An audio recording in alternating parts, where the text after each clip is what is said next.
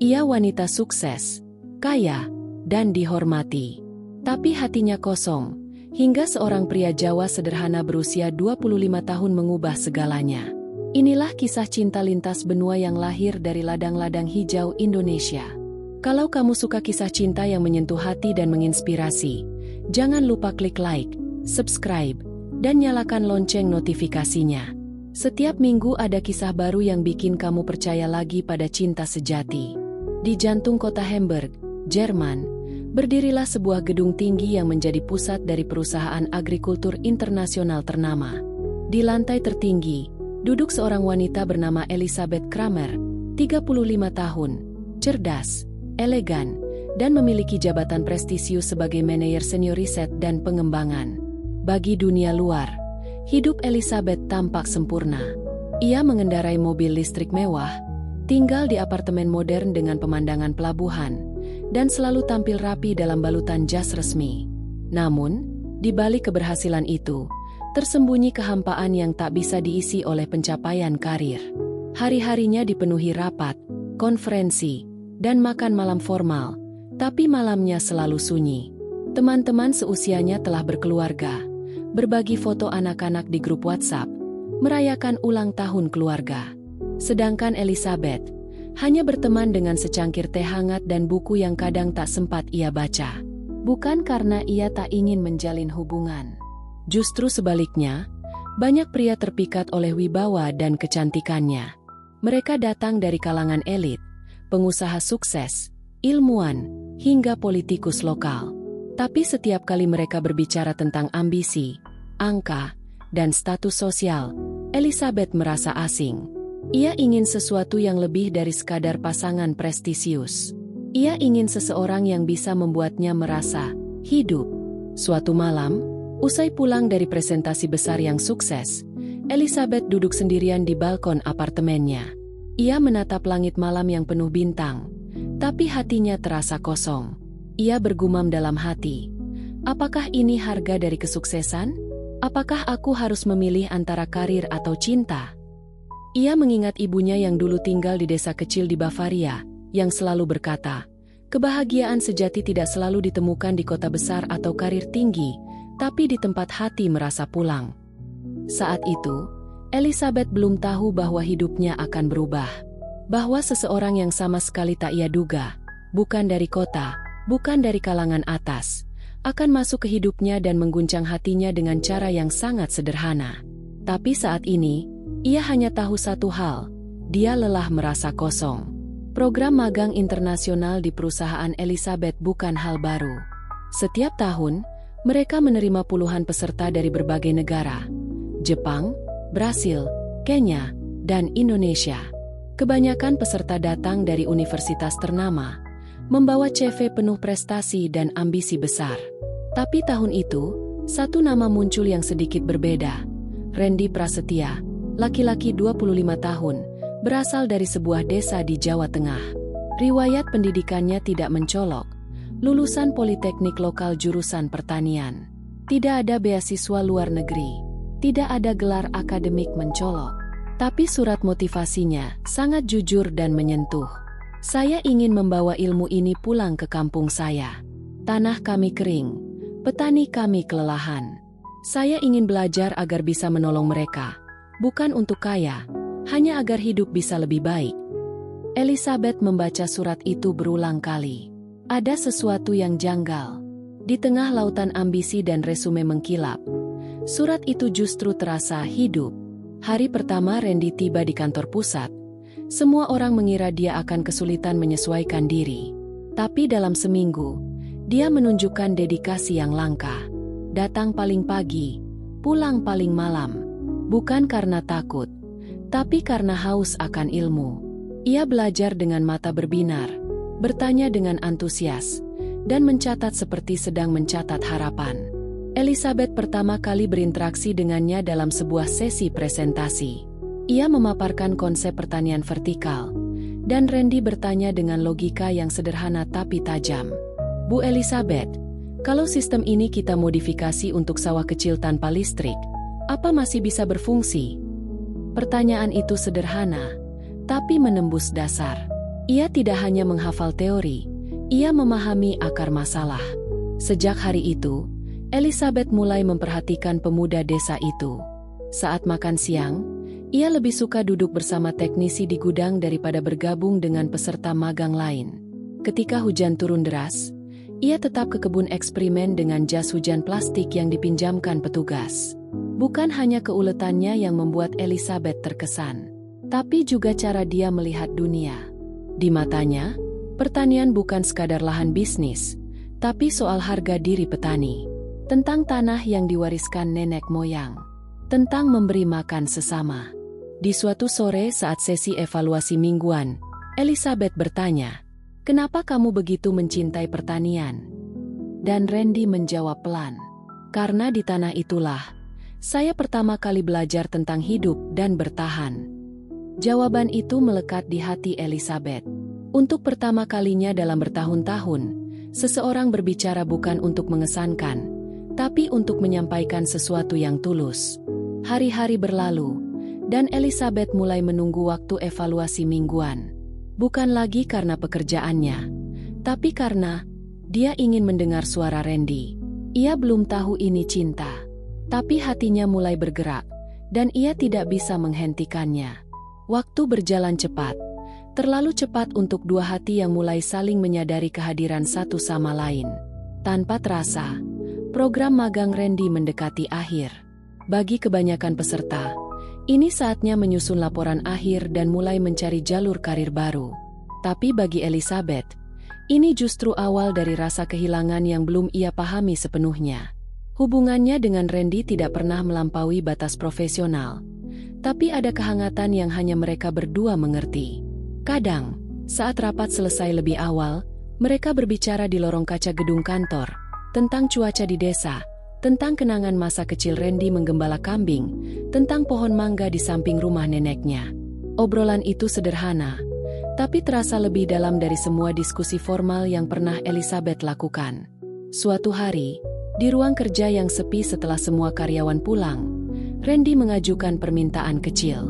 "Bu Elizabeth, bisakah saya izin cuti 2 hari untuk beli alat pertanian di luar kota sebelum pulang? Saya ingin bawa sesuatu yang berguna ke desa." Elizabeth tersenyum, tapi dalam hatinya, kata "pulang" itu menghantam seperti petir. Ia menjawab dengan anggukan, mencoba bersikap wajar. Tapi malam itu, untuk pertama kalinya, Elizabeth menangis sendirian di kamar apartemennya. Ia menatap bayangannya di cermin. Wanita kuat yang tak takut mengambil keputusan besar, kini tak kuasa menghadapi kepergian satu pemuda desa. Hari terakhir Randy di perusahaan terasa ganjil. Semua orang sibuk dengan laporan, tapi bagi Elizabeth, waktu seperti melambat. Ia memanggil Randy ke ruangannya. "Kamu sudah siap pulang?" "Siap, Bu. Tapi jujur, saya agak berat juga. Saya akan rindu tempat ini." Elizabeth ingin mengatakan, "Aku juga akan rindu kamu." Tapi yang keluar hanya, "Saya bangga padamu, Randy. Apa yang kamu bawa pulang akan jadi perubahan besar." Lalu, sebelum pergi, Randy menyerahkan sesuatu. Sebuah kotak kecil berisi biji tanaman. "Ini benih dari ladang percobaan. Kalau ibu nanti sempat berkunjung ke Indonesia, saya ingin tunjukkan bagaimana biji ini tumbuh." Kalimat itu terdengar ringan, tapi bagi Elizabeth, itu seperti janji. Janji yang mengendap di hati, dan diam-diam tumbuh menjadi kerinduan. Saat pintu lift tertutup dan sosok Randy menghilang dari pandangan, Elizabeth hanya bisa berdiri diam. Tak ada pelukan, tak ada air mata. Tapi dalam dadanya, ia tahu, ia baru saja kehilangan seseorang yang tak mudah ia lupakan. Di hari-hari berikutnya, meja kerja Randy kosong. Suara tawanya tak lagi terdengar. Tapi di hati Elizabeth, namanya mulai tumbuh seperti benih. Perlahan, pasti, dan tak bisa dicabut. Sudah 3 minggu sejak Randy kembali ke Indonesia, dan Elizabeth merasa ada kekosongan yang terus tumbuh setiap harinya. Ia tetap hadir di kantor, tetap memimpin rapat, tetap mengenakan setelan kerja yang rapi dan anggun. Tapi senyumnya kehilangan nyawa. Tawanya terdengar hambar. Di sela-sela kesibukannya, Pikirannya selalu kembali ke satu momen, ketika Randy menoleh terakhir kali sebelum pintu lift tertutup, dengan kotak benih di tangan. Setiap malam, ia membuka kotak kecil itu, menatap biji-biji tanaman yang ditinggalkan Randy. Benda kecil, tapi seperti menyimpan nyawa. Kadang, ia bertanya-tanya, apakah Randy benar-benar bermaksud mengundangnya ke Indonesia? Atau hanya sekadar basa-basi perpisahan? Tapi jauh di dalam hatinya, Elizabeth tahu, pertemuan itu bukan kebetulan. Dan rasa ini bukan ilusi. Suatu pagi, Elizabeth berdiri di depan kaca, memandang dirinya sendiri dalam keheningan. Ia bertanya pada bayangannya, apa gunanya semua ini, jika tidak bisa membuatmu bahagia? Sore itu, ia mengajukan cuti panjang. Bukan untuk liburan ke Paris atau ke konferensi di Dubai, tapi untuk melakukan sesuatu yang tak pernah terpikirkan sebelumnya. Pergi ke Jawa Tengah, tempat yang bahkan tidak pernah ia lihat di peta secara detail. Teman-temannya kaget. Beberapa mencoba menahannya. Kamu mau kemana? Sendirian? Ke desa. Kamu yakin? Ini bukan kamu, Elizabeth. Tapi dia tahu, ini justru versi dirinya yang paling jujur. Bukan Elizabeth yang mengikuti protokol dan mengejar karir, tapi Elizabeth yang mengikuti suara hatinya. Dengan bantuan dari dokumen-dokumen peserta magang dan sedikit penelusuran internet, ia berhasil menemukan desa tempat tinggal Randy. Namanya asing di telinga, desa kecil bernama Karangrejo, dikelilingi sawah dan hutan di kaki pegunungan Jawa Tengah. Penerbangan 16 jam dari Hamburg ke Jakarta. Lalu perjalanan darat berjam-jam melewati jalan-jalan kecil yang berliku dan penuh lubang. Elizabeth tak peduli. Ia tidak mengerti bahasa, tidak kenal siapapun, hanya bermodal alamat, tekad, dan satu nama, Randy. Saat mobil yang ditumpanginya memasuki desa, Elizabeth terdiam. Ini dunia yang sama sekali berbeda dari dunia yang ia tinggalkan. Tidak ada gedung tinggi, tidak ada suara klakson atau jadwal rapat. Hanya suara ayam, bau tanah basah, dan anak-anak yang berlari tanpa alas kaki. Tapi entah mengapa, ia merasa damai. Dan di kejauhan, ia melihat sosok yang dikenalnya. Seorang pria muda, dengan celana digulung, sedang membetulkan pompa air di sawah. Wajahnya penuh lumpur tapi matanya berbinar. Randy, ia menoleh, seperti merasakan kehadiran seseorang. Pandangan mereka bertemu. Seketika dunia berhenti. Randy meletakkan alat di tangannya dan berjalan pelan. Nyaris tak percaya. Elizabeth, kamu beneran datang?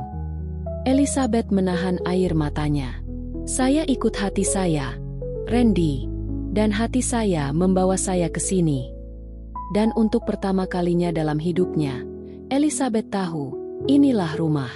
Udara desa sore itu hangat, sejuk dengan semilir angin dari perbukitan. Matahari perlahan tenggelam di balik sawah yang menguning, menciptakan semburat emas di langit. Elizabeth berdiri kaku, lumpur di tepi jalan menempel di ujung sepatu kulit mahalnya. Sepatu yang tak pernah dibayangkan akan menapaki tanah seperti ini. Tapi ia tak peduli. Hatinya berdebar. Matanya tak berkedip menatap sosok yang selama ini hanya hidup dalam bayangan ingatan. Randy berjalan pelan menghampirinya. Wajahnya memancarkan keheranan, juga kehangatan. Ia seakan tak percaya wanita Jerman yang dulu ia lihat dalam balutan blazer dan sepatu hak tinggi kini berdiri di pinggir sawah, sendirian, dengan debu dan peluh di wajahnya. Kamu sungguhan di sini, Elizabeth? Ini bukan mimpi. Ia mengangguk. Senyumnya samar tapi penuh rasa. Kalau ini mimpi, aku tak mau bangun. Hening. Dunia terasa diam. Hanya suara jangkrik dan gemericik air sawah yang menemani. Dalam diam itu, tidak ada gengsi, tidak ada status sosial, tidak ada jarak budaya. Yang ada hanya dua manusia, dua hati, yang akhirnya bertemu kembali. Randy menggandeng tangan Elizabeth dengan hati-hati, seolah takut gerendin kasar akan memecahkan keajaiban yang sedang terjadi. Kamu sudah jauh-jauh datang ke sini. Kamu pasti lelah dan bingung. Desa ini tidak seperti dunia kamu. Elizabeth menatap Randy dengan mata yang berkaca-kaca. Randy, selama ini aku hidup di dunia yang semuanya serba canggih. cepat, dan dingin. Tapi tidak pernah aku merasa hangat seperti saat ini. Aku kesini bukan untuk mencari tempat. Aku kesini karena hatiku mencari kamu. Randy menunduk, menahan emosi. Ia tumbuh di dunia yang mengajarkannya untuk keras pada kenyataan, tapi tidak pernah mengajarkannya cara menghadapi cinta sebesar ini. Aku cuma petani, Liz. Aku tidak punya apa-apa. Tapi kamu punya tanah untuk ditanam, hati yang jujur, dan impian untuk membangun. Itu lebih dari cukup bagiku. Sore itu, Randy mengajak Elizabeth ke ladang tempat ia menerapkan sistem pertanian organik yang ia pelajari di Jerman. Ia tunjukkan irigasi sederhana yang ia bangun dari bambu, pemupukan alami dari kotoran ternak, dan semangat gotong royong petani yang ia ajak belajar bersama. Elizabeth mendengarkan penuh takjub. Ia tidak sedang melihat teknologi, ia sedang melihat kehidupan. Di tanah berlumpur itu, Elizabeth tidak hanya menemukan Randy, tapi juga menemukan bagian dari dirinya yang selama ini hilang, ketulusan, makna, dan cinta tanpa syarat. Saat malam tiba dan bintang-bintang mulai bermunculan di langit pedesaan, Randy dan Elizabeth duduk berdampingan di pematang sawah. Tak banyak kata yang diucapkan, tapi dalam diam itu, hati mereka berbicara lebih nyaring dari apapun. Aku nggak tahu masa depan, Liz, tapi kalau kamu mau, kita bisa bangun hidup bersama, dari sini. Elizabeth menggenggam tangannya erat. Aku datang ke sini untuk itu, Randy, untuk tinggal, untuk mencintaimu, untuk menanam bukan hanya benih, tapi kehidupan yang kita pilih bersama. Dan malam itu, bintang-bintang bersinar lebih terang dari biasanya. Seolah langit ikut merayakan pertemuan dua jiwa yang telah lama ditakdirkan, meski terpaut benua, budaya, dan usia. Hidup di desa Karangrejo bukanlah perkara mudah bagi Elizabeth.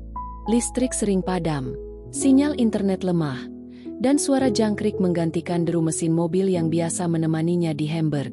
Tapi anehnya, ia merasa lebih hidup dari sebelumnya. Tiap pagi, ia terbangun bukan oleh alarm elektronik, melainkan suara ayam dan mentari hangat yang menyusup lewat jendela bambu. Elizabeth tak hanya datang untuk mencintai Randy, tapi juga untuk mengakar bersama mimpi-mimpinya. Ia mulai belajar menumbuhkan bibit, membersihkan kebun, bahkan ikut serta dalam pelatihan petani yang diadakan Randy di balai desa. Wajahnya, dulu terbungkus riasan dan kosmetik mahal, kini memerah karena matahari dan berdebu oleh tanah. Tapi senyumnya tak pernah semurni ini. Mereka membentuk koperasi pertanian organik, menghubungkan petani kecil dengan pasar lokal dan digital. Elizabeth menggunakan koneksinya di Jerman untuk mencari pembeli internasional yang tertarik pada hasil bumi alami dari desa.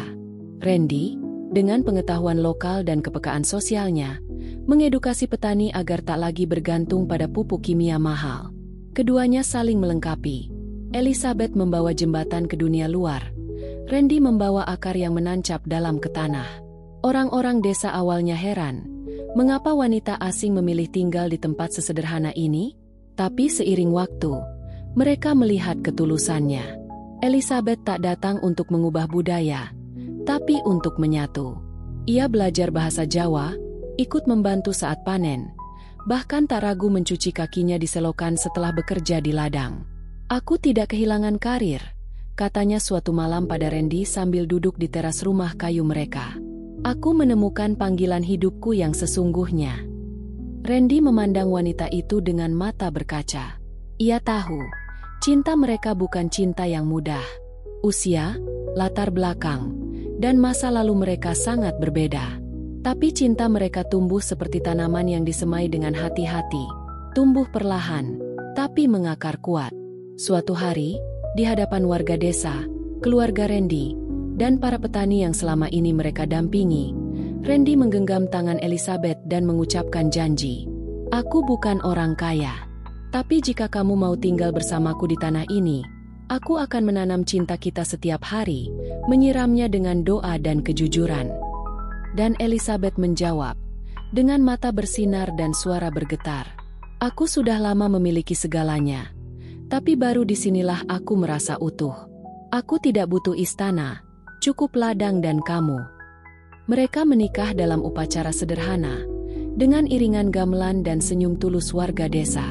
Tak ada gaun mewah, hanya kebaya lembut dan kain batik. Tapi hari itu adalah hari paling indah dalam hidup mereka berdua. Kini, ladang itu bukan hanya tempat menanam padi, tapi juga tempat menanam harapan, masa depan, dan cinta sejati. Karena cinta yang tumbuh dari tanah, yang disirami kerja keras dan ketulusan, tak akan mudah layu.